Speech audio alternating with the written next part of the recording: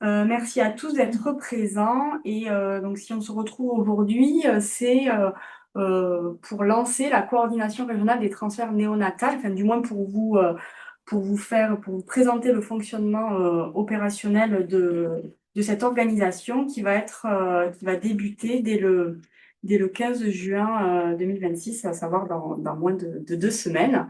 Donc moi, je suis Jessica Coquenat, je suis sage-femme au réseau de périnatalité Occitanie, pilote du pôle transfert. Et aujourd'hui, là, je suis accompagnée de l'ensemble de l'équipe transfert, du réseau.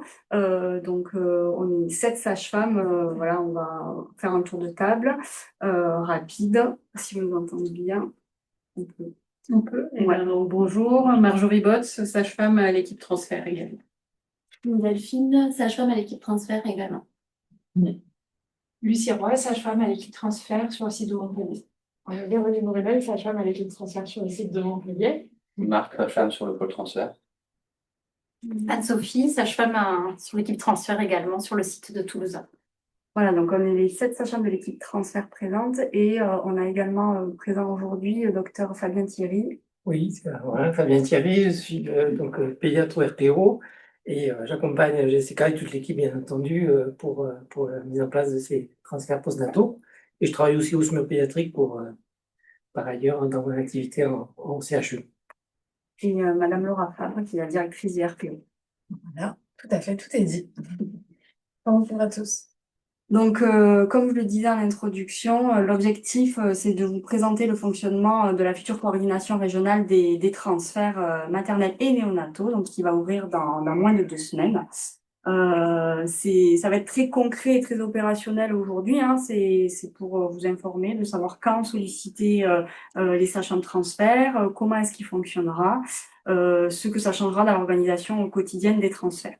Donc je le rappelle, c'est un format webinaire, les caméras et les micros sont coupés. Vous avez la possibilité de poser des questions dans le chat et puis on verra sur la fin, on pourra aussi activer les micros si besoin.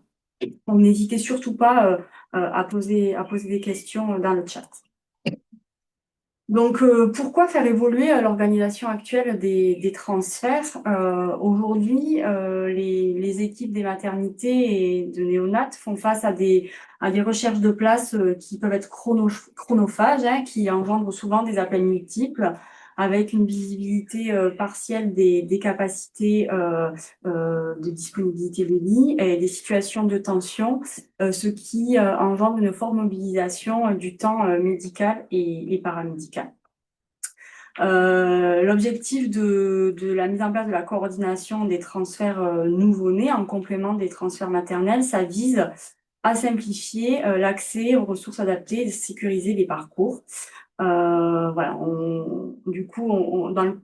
concrètement, on connaît bien, hein, les situations où on doit faire plusieurs appels successifs, à la fois pour trouver la place, à la fois pour trouver le transport, parfois dans un contexte d'urgence, mais aussi dans un contexte de ressources médicales restreintes, et tout ça pour pouvoir identifier une place adaptée et organiser un transfert. Et donc, le dispositif, il a été pensé justement pour répondre à cette réalité de terrain, comme un réel appui pour les équipes. Donc, cette coordination, elle existe déjà depuis 2021 pour les transferts maternels. L'équipe, elle est facilitatrice pour les équipes de terrain dans l'organisation de ces transferts. L'idée, c'est de pouvoir proposer la même chose sur le postnatal afin de répondre aux besoins des professionnels de terrain. Donc, les objectifs du dispositif, finalement, la coordination, elle doit permettre la fluidification des transferts des nouveau-nés, à l'image des transferts maternels comme elle est aujourd'hui, améliorer la sécurité des parcours de soins en périnatalité, hein, donc sur l'entrée et le postnatal, et in fine de permettre un gain de temps aux équipes de terrain, d'optimiser les transferts en regard de la disponibilité des lits avec la visibilité et la vision régionale, d'assurer une continuité anté, père et postnatale, hein, qui aujourd'hui n'est pas assurée, et donc ça permettra vraiment d'assurer cette continuité, d'harmoniser les pratiques régionales, et également de soutenir les équipes dans les situations complexes. On espère aussi pouvoir contribuer à l'objectif zéro séparation de l'OMS en centralisant les demandes, le fait d'avoir une visibilité sur les demandes maternelles et néonatales va permettre de pouvoir anticiper certaines demandes et notamment pour les rapprochements mère-enfant. Donc, le périmètre d'action du dispositif. Quels sont les transferts qui sont concernés? Donc, toute demande de transfert interhospitalier néonataux depuis une maternité ou un service de néonatologie ou de réanimation pourra se faire par le numéro unique du RPO, donc, à savoir ce qu'on peut appeler des transferts ascendants, donc vers un type adapté à la pathologie néonatale, mais également les retours de nouveau-nés une fois la période critique passée, une fois que le nouveau-né est stable, on va pouvoir le rapprocher géographiquement du domicile ou de la maternité d'origine. Mais également, on pourra être sollicité dans les situations de tension de capacitaire et de suractivité. Donc, je le disais tout à l'heure, cette activité se rajoute au transfert interhospitalier maternel. En ce qui concerne les demandes de réhospitalisation depuis un service d'urgence ou encore les demandes d'avis spécialisés, ces demandes-là en fait ne font pas partie de nos missions et du coup l'équipe transfert ne sera pas sollicitée pour ces demandes-là. Quand et comment contacter l'équipe? Donc, on a un numéro unique qui est déjà actif sur les transferts maternels depuis 2021 et qui fonctionne toujours. L'idée, en fait, c'est d'avoir le même numéro pour les transferts maternels et les transferts des nouveau-nés. Donc, le principe est assez simple. Là, vous pouvez joindre les sages-femmes transfert via ce numéro unique. La coordination sera assurée en journée, en semaine, par 2 sages-femmes de l'équipe transfert, et les week-ends et jours fériés par une sage-femme de l'équipe. Avec une supervision pédiatrique qui est assurée dans le cadre de cette nouvelle activité pour l'équipe. Donc l'équipe transfert, elle a été consolidée, vous l'avez vu, on est 7 sages-femmes pour 5 équivalents temps plein et on est situé entre les sites de Toulouse et les sites de Montpellier depuis les bureaux du RPO et on régule pour l'ensemble de la région Occitanie. Et la supervision est assurée par Fabien Thierry. Donc ça, ce sont pour les horaires pour la journée, puisque pour l'instant, le dispositif sera en place tous les jours de 8h à 20h. La nuit, la procédure reste inchangée, à savoir que pour les transferts maternels, lorsque vous appelez sur le numéro de transfert, vous tombez sur un répondeur interactif qui vous permet de joindre les salles de naissance des types 3. En revanche, pour un transfert néonatal, il faut garder la procédure actuelle qui est d'appeler le 15.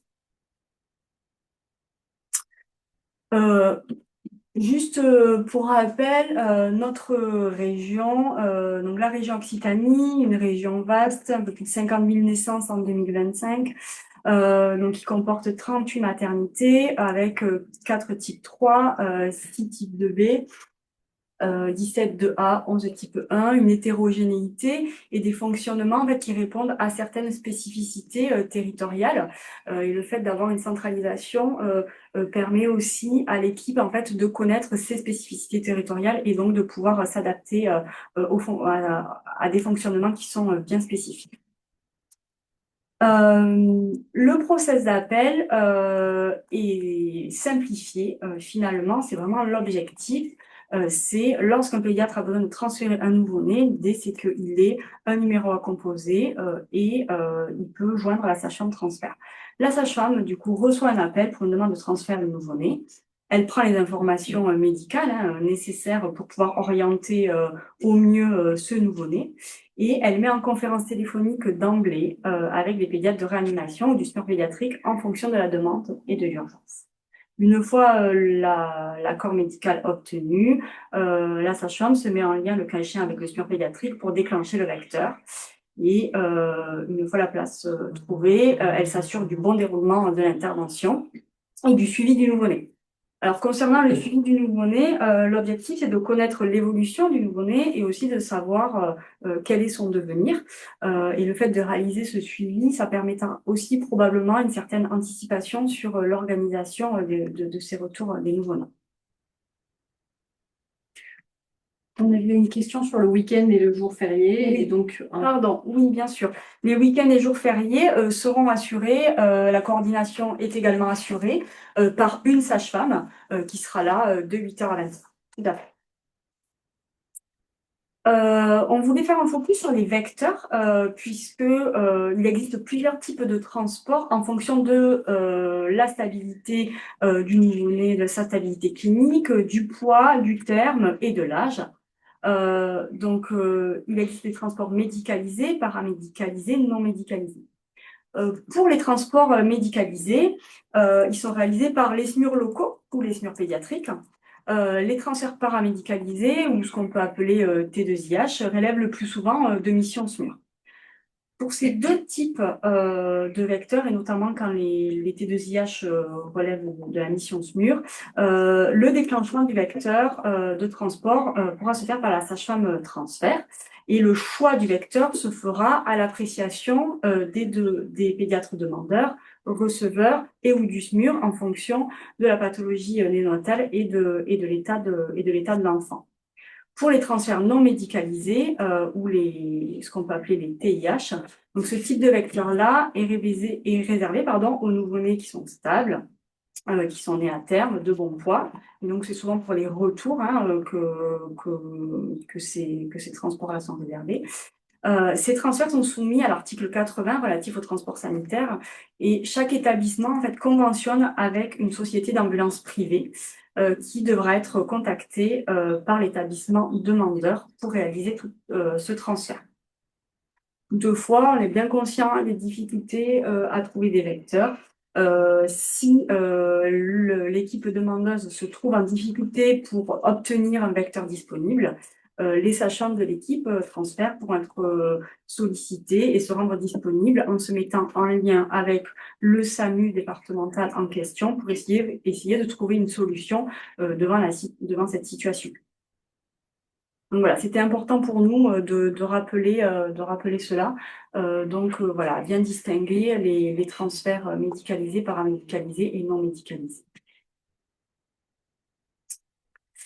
Donc, finalement, qu'est-ce qui change avec la mise en place de cette coordination?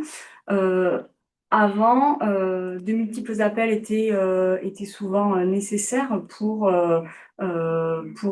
arriver à trouver une place et puis pour organiser le transfert. Et la recherche était souvent individuelle avec, sur des problématiques de tension, une visibilité souvent partielle de l'activité et des places et plusieurs transferts qui pouvaient être demandés en même temps. Ce qui mobilisait un temps important à la fois médical et paramédical avec des parcours qui peuvent être complexes. L'objectif, c'est après, une fois que la coordination sera en place, c'est d'avoir un numéro unique avec une coordination qui est centralisée, une vision régionale en proposant un appui opérationnel pour essayer de faciliter les orientations. L'objectif, ce n'est vraiment pas d'ajouter une étape supplémentaire ou de désorganiser ce que les équipes ont déjà mis en place et le fonctionnement qu'il y a actuel. Au contraire, en fait, vraiment la coordination qui est proposée, elle doit permettre de simplifier les démarches et de faire gagner du temps aux équipes, notamment dans les situations les plus tendues. J'ai peut-être pas assez insisté avant sur le process, mais vraiment la place de la conférence téléphonique, elle est prépondérante. Vraiment, l'idée, c'est que la sage-femme, en fait, mettra en relation le demandeur, le receveur ou le SMUR pédiatrique. En tout cas, voilà, on a la possibilité de faire des conférences à plusieurs interlocuteurs afin quand même de pouvoir garantir les échanges médicaux sur ces situations. Donc voilà, maintenant, on vous a expliqué le process. Je vais laisser la parole à Fabien qui va un peu vous illustrer cela avec deux cas pratiques. Ouais, merci Jessica. Oui, effectivement, c'est important de rentrer souvent dans les faits réels, c'est-à-dire le cas clinique. Là, on va vous présenter un cas clinique qui est typique, c'est-à-dire la détresse respiratoire. Qu'est-ce que j'en fais? Ça représente les trois quarts, en fait, même les 4/5 des causes de transfert. Donc, il faut s'imaginer qu'on a un pédiatre demandeur dans une maternité, là où on a choisi une maternité de type 2A, mais qui aurait pu être une maternité de type 1 ou de type 2B. et elle va appeler la sage-femme transfert avec ce numéro d'appel unique, ce qui est plutôt très très bien. Et il va demander, il va dire la raison pour laquelle il a appelé ce numéro, il a fait ce numéro, il a contacté la sage-femme transfert. Donc, son idée, c'est de transférer un nouveau-né à terme qui présente une détresse respiratoire suite à une césarienne programmée sur utérus cicatriciel. En fait, le pédiatre dit clairement, je vous dis ça parce que je l'ai vécu la semaine dernière en garde, donc je l'ai très frais dans mon esprit. Mais voilà. Donc le bébé est ensipable à plus 6,35% des FiO2, il y a une petite signe d'insuffisance respiratoire, mais très modérée, un Silverman à 2, 3. Et ça fait 3 heures que le pédiatre a cet enfant, qui prend en charge cet enfant et qu'il n'arrive pas à le sevrer en oxygène. Donc il demande un transfert. Il a fait une radio pulmonaire qui était plutôt en faveur d'un retard de résorption, comme on voit dans les utérus cicatriciels. Il a fait ce qu'il fallait parce qu'il a servi de néonatologie, il a mis une VVP, une sonde nasogastrique, et puis il demande un transfert, donc il téléphone à sa chambre de transfert. Alors, alors, il va téléphoner sur une ligne enregistrée, ça c'est important, parce que tous les éléments qui vont être évoqués vont être enregistrés. Bon, je ne dis pas qu'il faut avoir un esprit paranoïaque, mais c'est important quand même, puisque si on veut revenir dans une démarche qualitative, c'est bien parfois de reprendre un tout petit peu ce qui a été échangé pour voir si on ne peut pas s'améliorer. Donc, c'est la démarche principale de l'enregistrement. La sage-femme va prendre des informations et elle va proposer de mettre le pédiatre, comme on avait dit tout à l'heure, mais en conférence avec le pédiatre receveur. Là, en l'occurrence, ce qui est proposé, soit un 2B, soit éventuellement un 3, le plus proche possible, bien entendu, en connaissance des différentes façons dont fonctionne le système de transfert dans l'endroit où la maternité de type 2A est présente. Voilà. Là, pour le coup, c'est une maternité de type 3 et donc on contacte le pédiatre receveur. Le pédiatre receveur, donc réanimateur du type 3, va être mis en conférence avec la sage-femme transfert, enfin, va être mis en conférence avec le pédiatre demandeur via la sage-femme transfert. Et c'est au cours de cette conférence qui est enregistré, écouté par la sage-femme, il est décidé que le pédiatre receveur décide d'accepter cet enfant pour le prendre en charge. Et tout ça, c'est acté par la sage-femme. Et in fine, la sage-femme transfère à la fin du dialogue ou la conférence entre médecin, demandeur et receveur, va acter ça. Elle va dire, mais c'est bien ce que vous avez décidé, que cet enfant va être transféré chez vous, que vous réservez la place et dans ces conditions-là. Et donc, les choses sont clairement dites à ce moment-là. La sage-femme transfert va proposer à ce moment-là, éventuellement, de contacter directement le SMUR pédiatrique. C'est vrai que c'est une étape supplémentaire et parfois plus longue parce qu'on est obligé de souvent passer par le 15. Et les 15, c'est passer par l'ARM, les salles d'attente, ensuite le médecin superviseur, parfois, pas toujours, mais c'est souvent le cas. Et donc, ça prend énormément de temps. C'est du temps gagné par en fait le médecin demandeur, le médecin receveur qui vont pouvoir continuer leur activité, de l'activité dans leur service, alors que et pendant ce temps, tout ce qui est perte de temps ce sera fait par la sage-femme transfert. Là, dans ces situations-là, le pédiatre du SMUR pédiatrique qui a été contacté a préféré être en conférence avec le pédiatre demandeur, ce qui est assez logique, ce que je comprends, moi-même étant pédiatre du SMUR pédiatrique.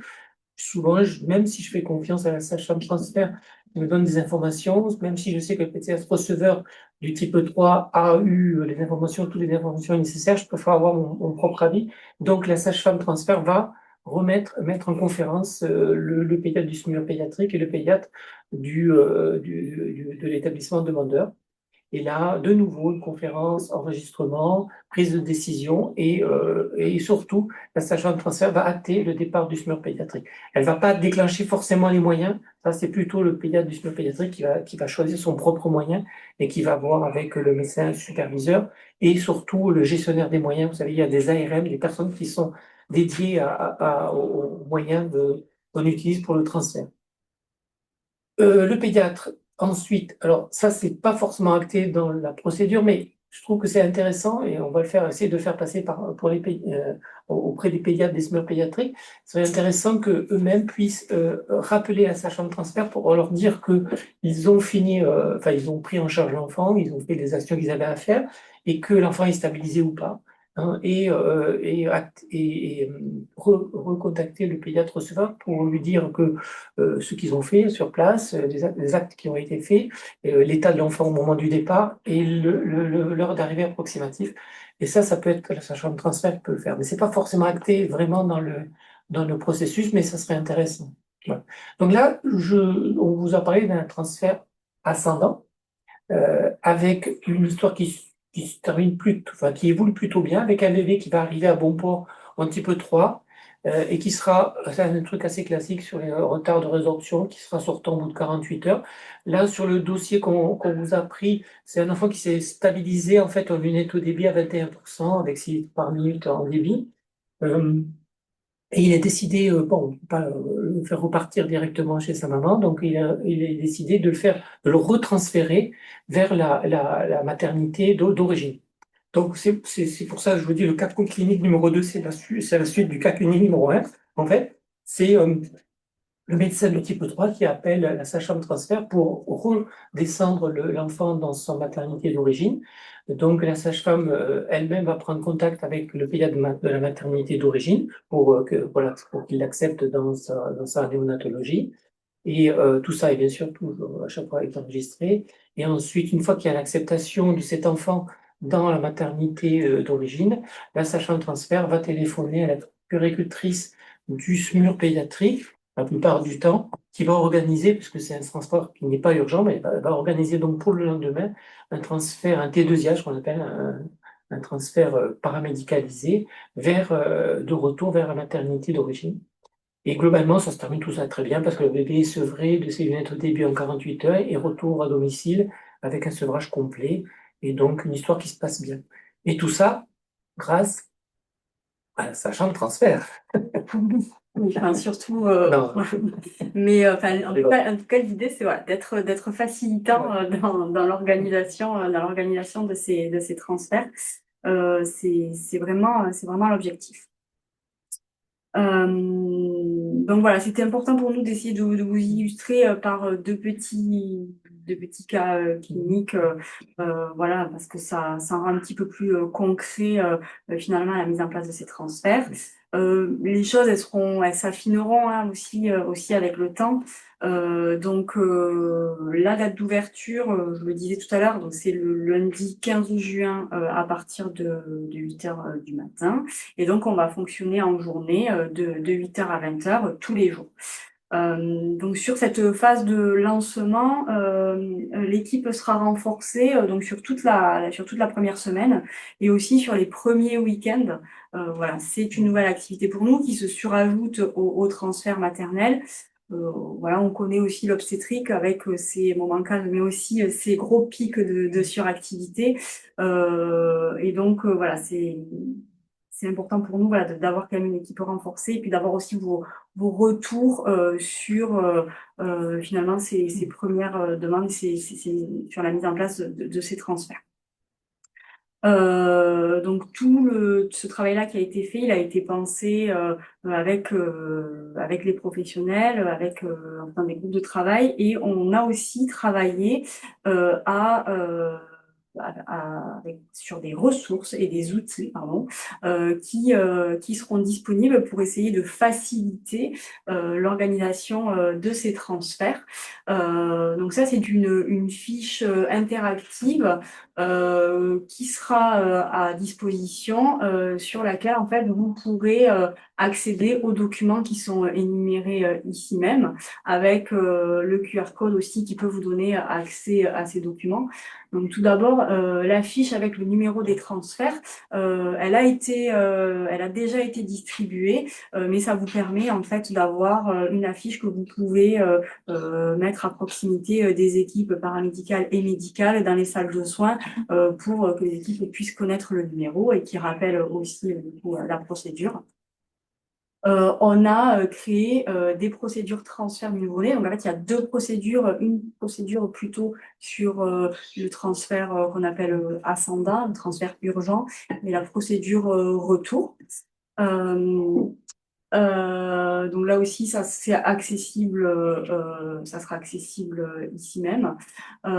Et on a travaillé sur un dossier de transfert régional.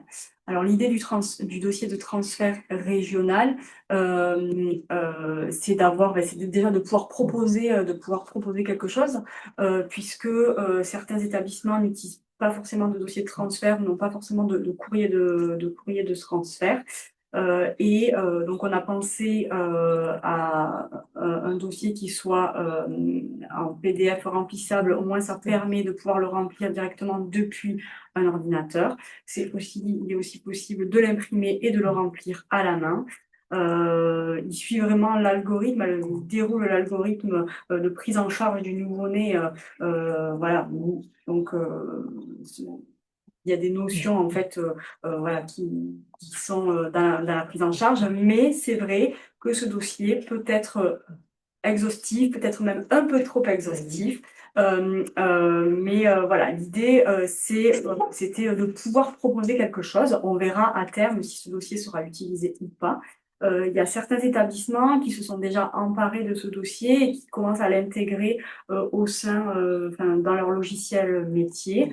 Voilà, on vous transmettra les documents nécessaires si besoin. Je crois qu'il y a une question. Oui, on a une question effectivement de Atem Droitly qui demande si le formulaire à remplir se fait en association avec un courrier ou est-ce qu'il est suffisant seul. Voilà, justement, après discussion avec les réanimateurs, si ce dossier est exhaustif et qu'il est bien rempli, peut se substituer au courrier de transfert. Voilà. Il est pensé comme ça, en fait. Il a été pensé comme ça. Ouais. Voilà. Donc voilà, c'est à voir si on arrive finalement à faire en sorte que voilà, les professionnels arrivent à s'en emparer. Et vos retours seront vraiment précieux parce que voilà, peut-être que dans la pratique, ça sera peut-être compliqué à utiliser. Et on a une autre question de Sandra Jacquemont qui nous dit qu'il n'a pas compris comment on allait avoir accès aux documents et à la feuille. Oui, alors déjà avec le QR code, mais c'est vrai qu'avec le QR code sur le téléphone, c'est pas forcément pratique. Donc en fait, on va vous envoyer cette fiche et en fait, ce sera un PDF et du coup, vous aurez accès aux documents qui sont des PDF juste en cliquant dessus. Et donc, on l'enverra à l'issue de la réunion. Voilà, ce qu'on peut préciser, c'est que pour l'instant, ils ne sont pas encore en ligne a priori. Ils sont en cours de... Mais ils seront prêts pour le 15. Oui, mais même là, déjà, on a essayé de faire en sorte que ça soit prêt pour aujourd'hui, que vous puissiez y avoir accès. Tout n'est pas finalisé, notamment pour les logigrammes sur l'aide à la décision de la classe de lecteur et sur le référentiel type de soins. Ils sont en train d'être mis à jour. Voilà, mais sinon, tous les autres documents sont prêts. Ils ne sont pas encore en ligne, par exemple. Non, ils sont pas. Voilà. Ils sont Mais pas ils mis sont- sur le site internet du RPO. Non, ils ne sont pas. Pour ceux qui, comme moi, ont testé le QR code, effectivement, on arrive sur la page de présentation et en cliquant, ça. Ah, mais tout à l'heure, je l'ai fait, il a été désactivé alors. Ouais. Je pense parce que tout à l'heure, je l'ai testé. Bon, ok, bon, on verra. Donc, on va vérifier ça, mais à l'issue de la réunion, on vous enverra un lien qui sera fonctionnel. Donc dans les autres documents, donc je le disais là, il est en cours de finalisation, l'aide à la décision sur la classe de vecteur. Bon, on en parlait tout à l'heure. C'est vrai que c'est avec décision et puis c'est souvent en fait le SMUR pédiatrique en discussion avec le gestionnaire des moyens, mais c'est plus aussi sur le déroulement de l'algorithme de finalement quand on passe un appel, comment se passe concrètement, comment se déroulent les demandes, et donc on est en train de le finaliser. On a également travaillé sur une fiche d'information aux parents. Cette fiche d'information, en fait, informe les parents que les données sont centralisées par le RPO et qu'elles vont être utilisées de manière anonyme à des fins statistiques. Donc ça, c'est important que les parents soient informés de cela. C'est dans la réglementation RGPD. Bien sûr, ils ont le droit d'opposition à l'utilisation de ces données. Du coup, ils ont la possibilité de le faire via un contact qui est noté sur cette fiche. La procédure d'événements indésirables, est la même que pour les transferts maternels, que maintenant les équipes connaissent bien. On travaille toujours en collaboration avec le pôle gestion des risques. Voilà, donc ça c'est la même qu'on peut retrouver dans le classeur transfert. On a travaillé sur une checklist transfert qui permet aussi de savoir est-ce que finalement le dossier de transfert est complet. On a actualisé pardon, le mémo avec l'annuaire des maternités d'Occitanie et la carte des maternités. Le référentiel type de soins, comme je le disais tout à l'heure, il est en train d'être, il nécessite en fait une mise à jour. Donc le tableau sur les seuils de prise en charge de chaque maternité et néonate avec le conditionnement pour les retours des nouveau-nés est en train d'être finalisé, mais ce référentiel mériterait en fait qu'on le réactualise entièrement, et donc ça sera un travail qui sera fait ultérieurement. Malheureusement, on n'a pas pu le finaliser là pour le 15 juin. Et enfin, on a remis sur ce document-là le lien vers le mémo outbound qui avait été réalisé par l'équipe gestion des risques, qui est aussi qui existe déjà dans le classeur transfert maternel. Pardon. Est-ce qu'il y a une autre question? Non, c'est ma question. Voilà. On voulait faire un petit mot sur les perspectives parce que du coup là le lancement au 15 juin des transferts néonatales n'est que la première étape finalement du projet d'évolution des missions de transfert, qui finalement l'objectif final est d'avoir un dispositif qui soit disponible H24 avec des sages-femmes présentes H24 au bout du téléphone. Et donc, cette deuxième étape, l'objectif de déploiement est fixé à février 2027. Donc, au préalable, là, l'étape 1 du dispositif sera évaluée. Donc, nous, en interne, hein, bien sûr, on travaille avec le pôle gestion des risques sur des rétex, en fait, sur les différentes situations. Il y aura un premier débrief qui sera fait à 1 mois, et puis une enquête de satisfaction vous sera envoyée à 6 mois, 6 mois du démarrage, pour pouvoir justement évaluer ce dispositif et voir comment est-ce qu'on peut l'améliorer et le perfectionner.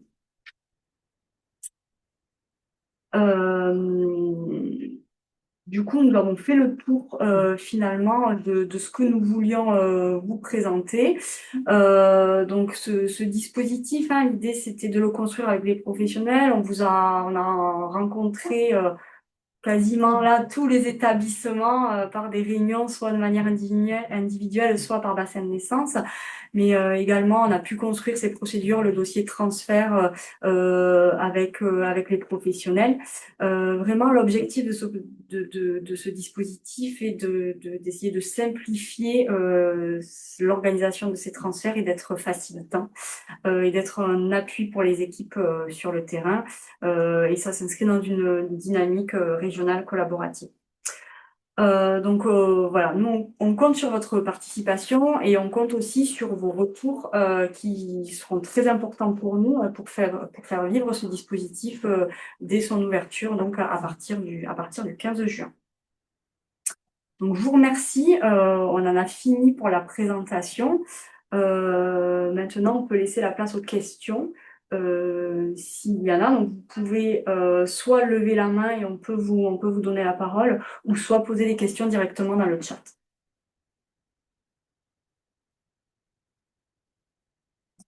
Est-ce que je crois pas qu'il y ait de questions. Non. Donc je le disais tout à l'heure, le numéro actuel fonctionne, hein, voilà, on commence pour les transferts des nouveau-nés à partir du 15 juin, mais actuellement l'équipe est là, elle est présente pour les transferts maternels voilà, jusqu'au 15 juin. Voilà, si pas de questions, je pense qu'on va pouvoir clôturer le webinaire. Pour les endroits limitrophes, demandez-vous à la place, la place à la région adjacente ou pas. Oui, ben on travaillera de la même manière que pour les transferts maternels. C'est vrai que actuellement on travaille beaucoup avec la région PACA et la région Nouvelle-Aquitaine. voilà, on connaît, euh, enfin, voilà, on a des problématiques de place dans notre région qui font que ben, parfois on est obligé d'aller sur de l'extra-régional, mais on sait aussi que par proximité géographique, ben, il y a certaines patientes ou du coup ben, certains couples peut-être voilà, qui préféreront être orientés sur des types 3, puisque là, du coup, c'est le cas, limitrophes, enfin extra-régional. L'idée, c'est vraiment qu'on continue ce travail en collaboration avec Nouvelle-Aquitaine et PACA, qui ont aussi des cellules de régulation. Sur ces cellules de régulation, Nouvelle-Aquitaine et PACA, ils gèrent aussi les transferts des nouveau-nés.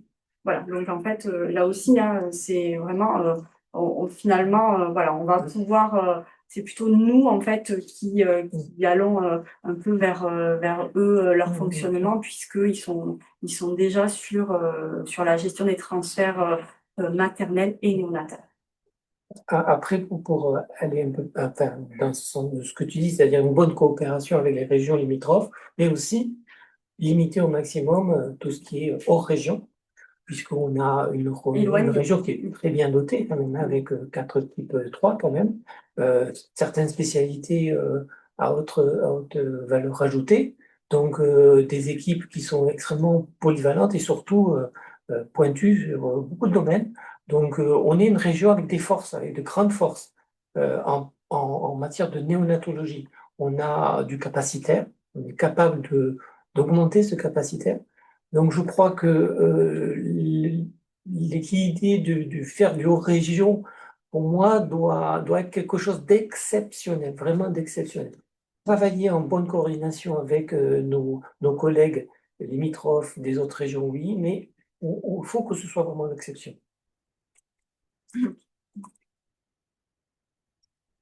Pas d'autres questions? S'il y a une question qui arrive.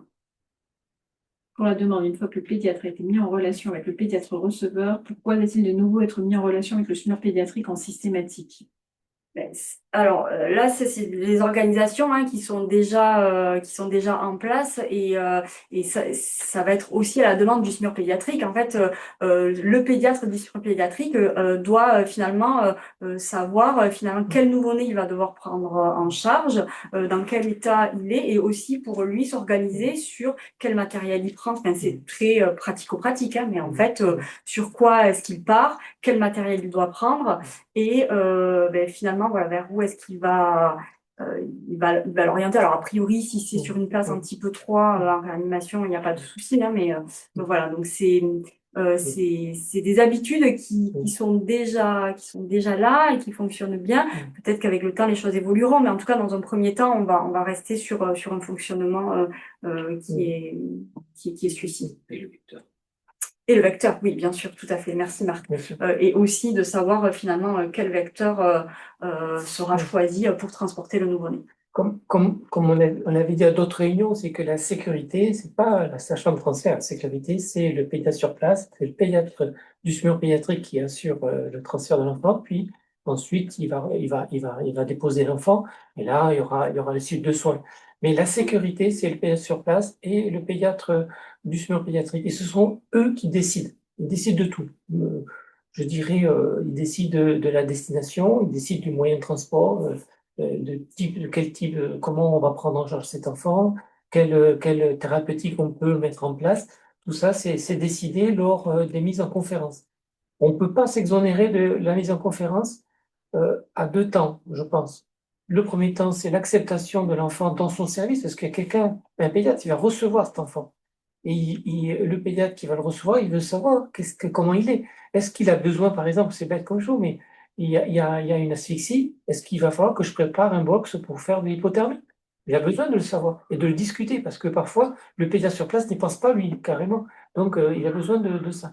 Et ensuite, le pédiatre du SMUR pédiatrique, lui, il a besoin d'avoir du matériel spécifique parfois. Par exemple, si vous partez sur un enfant qui a une hypertension artérielle pulmonaire que vous suspectez ou qui n'a pas été vraiment révélé, ben vous êtes obligé de partir avec du NO ou une méthode de ventilation assez spécifique. Donc, vous êtes obligé d'avoir de l'information. C'est pas possible de faire autrement. Donc, c'est logique. Il y a une logique là-dedans.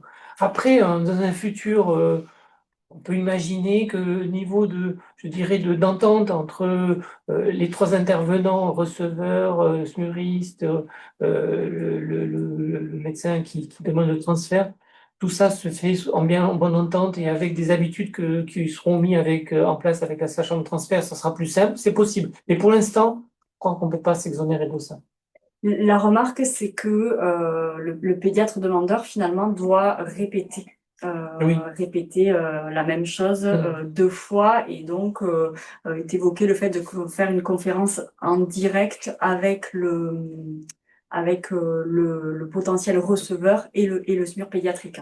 Ah oui, Donc effectivement, ça Ah peut oui, être bien sûr. ça peut être fait ou voire même d'emblée avec le SMUR pédiatrique aussi en Ah oui, fonction oui, en oui, fonction oui. Oui, de l'état bien sûr. du nouveau-né. Bien sûr.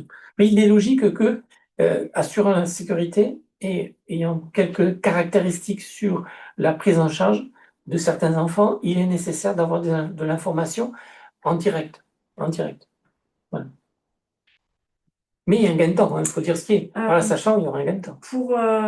Pour répondre à Sandra Jacomon qui dit même 3 fois, puisque la première fois, la sage-femme transfert, la sage-femme transfert, elle va faire un recueil très bref, en fait, et finalement, la mise en conférence sera très rapide. Hein.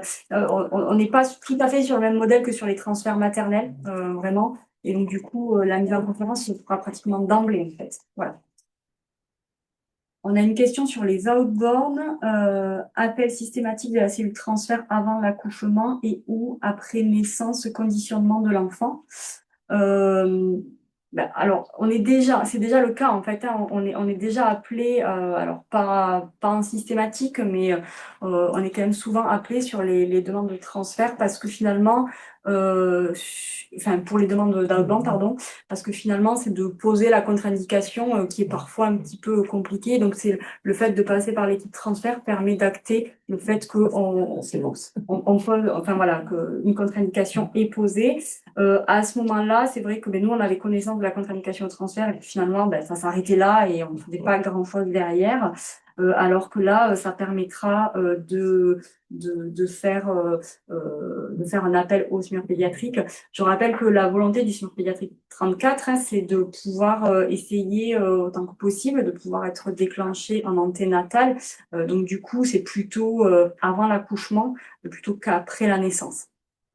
En tout cas pour le côté le côté est de la région. Est-ce que je lis en même temps les questions? Oui, et du coup, la question du docteur Jacot, c'était la même chose. Rebondissait sur est-ce que c'est juste pour le transfert ou est-ce que ça peut aussi être pour la prise en charge à la naissance si le délai le permet? Oui, ça peut être aussi pour la prise en charge à la naissance, tout à fait.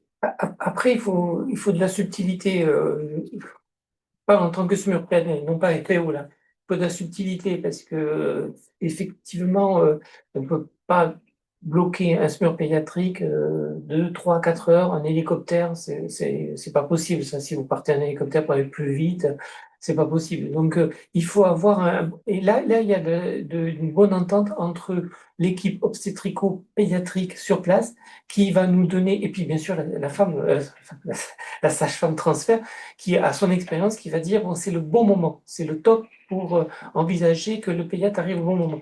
L'idéal, c'est le pédiatre qui arrive 10 minutes avant la naissance et que tout soit anticipé sur place. Voilà. Parce qu'il ne faut pas tout attendre du pédiatre. Mais Tout comme des fois, on va avoir des situations où effectivement, on ne va pas pouvoir attendre non plus. Et l'évaluation obstétricale fait que la naissance se fait là et le soin pédiatrique sera peut-être disponible plus tard ou effectivement pas dans les délais qu'on aurait voulu, mais voilà. Donc, des fois, on n'a pas plus ce choix-là. C'est une loi de l'urgence. Hein. On va prioriser. Alors, c'est vrai que quel que soit l'endroit où il y a des murs pédiatriques, que ce soit à l'Est, Ouest ou ailleurs, même en France, on priorise beaucoup les outbound. Hein. Ça, il faut bien comprendre. Les 28, c'est une priorité pour les murs pédiatriques. Hein. On va toujours mettre en priorité. Si on a un transfert secondaire pour une DR dans une maternité proche, mais qui peut assumer, on va dire non, on va pas faire vous en premier, on va partir, on va le considérer comme un primaire, quasiment, quoi. Donc on va vite. Mais voilà, mais il faut bien s'entendre quand même. Et pour répondre à la dernière question, oui, hein, on pourra mettre en conférence à trois le demandeur, enfin, le pédiatre demandeur, le pédiatre receveur et le suivi pédiatrique. On a même la possibilité de mettre voilà, encore plus interlocuteurs dans la conversation. Ça, c'est sûr que ce sera des petites choses, des petites choses à affiner avec le temps. Et la sage-femme peut aussi, on parlait hein, du pédiatre qui doit reformuler. Voilà, la sage-femme transfert peut aussi faire cette reformulation. Hein, enfin, voilà, ça nous arrive dans les cas, si je peux faire la comparaison avec les transferts maternels sur des patientes qui relèvent de transports urgents critiques. Ça va être les transferts plutôt pour les transferts postpartum, où là, on met souvent hein, les équipes obstétricales, anesthésistes et les transporteurs, le SMUR, en conférence. Et voilà, parfois, la répétition se fait, en fait, c'est plutôt la sage-femme en fait, qui va reformuler voilà, pour éviter justement ces reformulations. Je crois que le docteur Isadine a levé la main. Oui, je crois qu'il y a une main levée, effectivement. Alors, est-ce que je peux donner la parole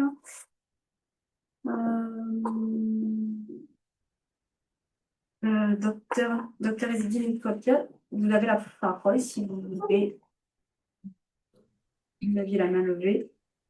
Oui, vous m'entendez? Oui, c'est bon. Ah, super. Ben, bonjour tout le monde. Je voulais juste revenir sur une question, s'il vous plaît. C'est par rapport à la charge de travail, parce que si j'ai bien compris, et heureusement, tout va se passer par la sage-femme et la coordination, mais le rôle dans tout ça du médecin régulateur et de l'ARM en dehors du vecteur, parce qu'à un certain moment, bon, si tout se passe bien, le SMUR pédiatrique il est disponible. Euh, il y a le receveur, il y a le demandeur et tout se passe bien. Mais parfois, la situation, et ça arrive souvent, c'est beaucoup plus compliqué que ça. C'est le superpède, il est pris ailleurs, il est à Mende. Nous, on a un nouveau-né qui est à Bagnoles, il est attendu à Montpellier. Et là, ben, forcément, le médecin régulateur et l'ARM, ils vont rentrer en jeu pour essayer de trouver une solution. C'est-à-dire, en fait, comment on fait? On reste toujours sur l'ancien modèle et on l'adapte au nouveau. Je sais pas si je suis pas sûre d'avoir cerné la question. En fait, c'est dans l'idée où le SMUR pédiatrique n'est pas disponible, c'est ça? Enfin, dans l'idée, juste, bon, quand elle est disponible, même, j'aimerais juste savoir, elle est où la place du médecin régulateur et de l'ARM dans la procédure? Juste moi je te tutoie, excuse-moi. Juste Non, mais il n'y a pour pas te de dire, souci, pas de souci. merci. Juste pour te dire, en fait, euh, le responsable de l'enfant à la naissance et jusqu'au transfert, c'est le pédiatre sur place. Tout pédiatre dans une maternité doit savoir prendre en charge l'enfant et le stabiliser jusqu'à son transfert. Donc, on peut imaginer que, en attendant que le SMUR pédiatrique arrive, on puisse prendre en charge cet enfant. C'est une première chose. Deuxième chose, c'est le SMUR pédiatrique n'est pas là, mais il va arriver. C'est-à-dire, il est en transport, il est joignable par radio, je suppose. On peut le joindre par téléphone, on peut le joindre. On peut mettre cette activité SMUR pédiatrique dans les activités à venir, c'est-à-dire ben, on va ouvrir un dossier, on va dire le pédiatre, quand il arrive, quand il revient de son intervention, il doit partir directement sur telle intervention. Donc on va mettre les interventions les unes après les autres. Mais c'est le problème de l'urgence. Est-ce que l'urgence de l'enfant, localement, sur l'établissement, dans la maternité, où il y a peut-être une néonate, peut-être qu'il n'y en a pas, si c'est un petit peu, ça va être plus délicat, mais bon, il faut stabiliser l'enfant. Et normalement, tous les pédiatres, et même, j'allais dire, les réanimateurs en maternité, ont cette capacité à stabiliser en attendant que le SMUR pédiatrique arrive, et puis ensuite engager dans un deuxième temps ce SMUR pédiatrique. Je ne sais pas si tu vois ce que je veux dire. Après, l'autre chose, c'est parfois il y a des SAMU locaux qui ont des compétences enfin, qui ont la possibilité de faire du pseudo-SAMU pédiatrique. C'est-à-dire, globalement, ils ont une couveuse, ils ont l'ambulance, ils ont un urgentiste et une puéricultrice qui accompagnent le médecin urgentiste pour gagner du temps, faire gagner du temps. Mais c'est exceptionnel et c'est pas forcément sur des enfants très instables. La plupart du temps, c'est des enfants qui peuvent être pris en charge dans le type 2B.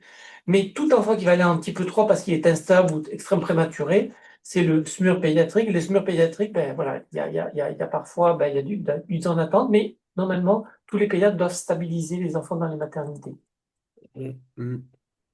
Ah. J'ai pas répondu.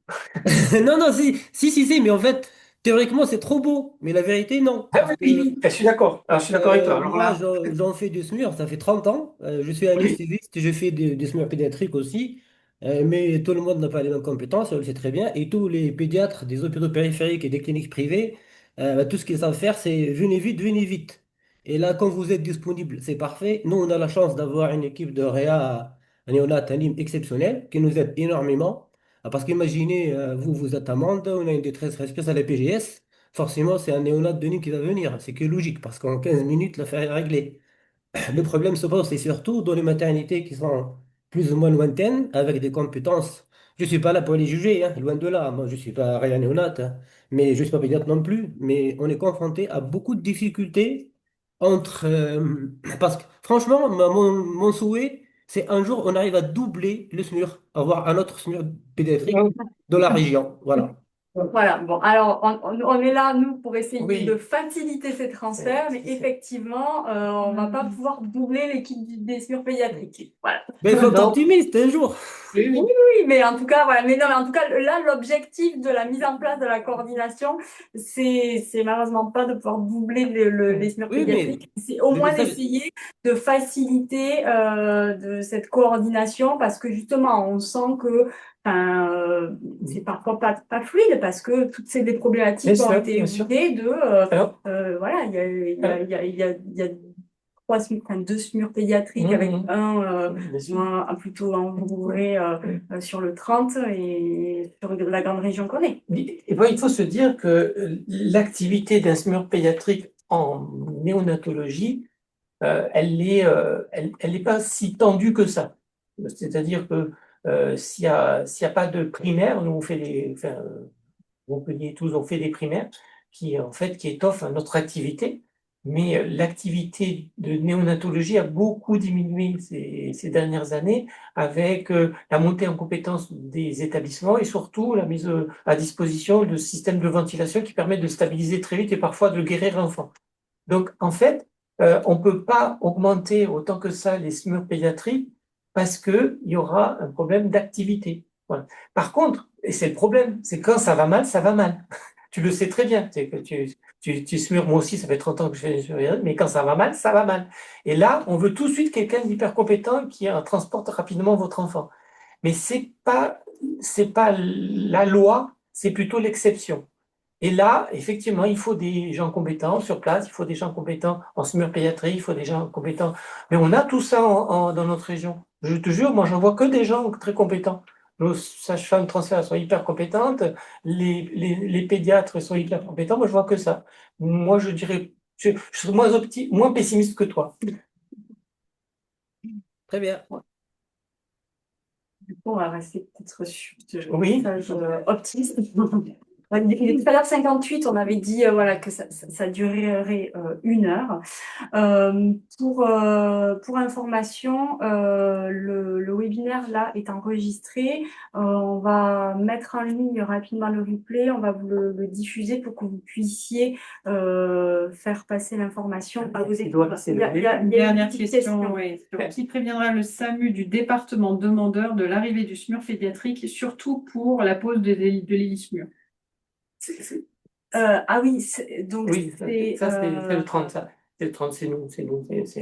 en fait c'est le SMUR le SMUR pédiatrique Oui. dont dépend le SAMU, donc Oui. soit le 31 soit le 34. Voilà. Et si c'est pas fait, s'il y a un problème, on verra une procédure pour le faire nous-mêmes, s'il le faut. Mais en tout cas, c'était ce qu'on avait Oui, convenu. ce qu'on avait dit, ouais. C'est Ouais. ce qu'on avait convenu. Ouais. Donc, voilà. Donc, si pas d'autres questions, on va pouvoir mettre fin au webinaire. Encore un grand merci à tous pour votre présence. Merci d'avance pour vos retours voilà, sur la mise en place de cette nouvelle activité qui seront précieux pour nous. Et on vous dit à très bientôt au téléphone.